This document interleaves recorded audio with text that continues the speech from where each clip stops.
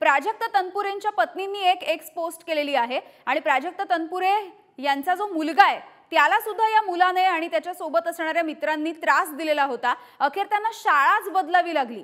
खरं तर या अशा छोट्या छोट्या प्रकरणांकडे कदाचित दुर्लक्ष झालं, म्हणजे हे भीषण दुर्लक्ष झालं आणि त्याच्यानंतर ही अशी विदारक घटना घडली आहे।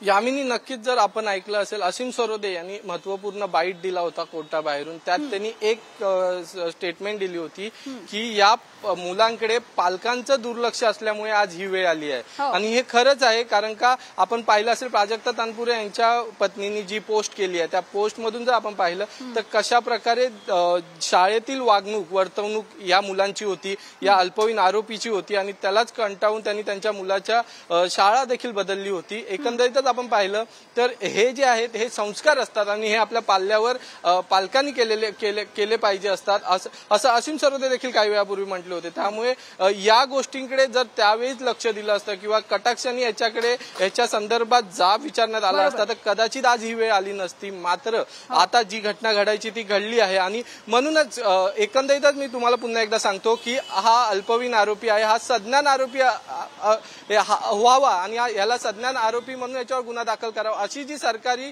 वकिलांची मागणी आहे। या मागणीचं कारणच हे आहे की हा आरोपी अल्पवयीन नसल्याची त्यांच्याकडे अनेक कारणे आहेत, जसं की त्याच्याकडे 48,000 रुपयाचे बिल पे करण्याचे पैसे आहेत, तो अल्कोहोल घेऊ शकतो, त्याचबरोबर तो विदाऊट लायसन्स बिना परवाना गाडी चालवू शकतो।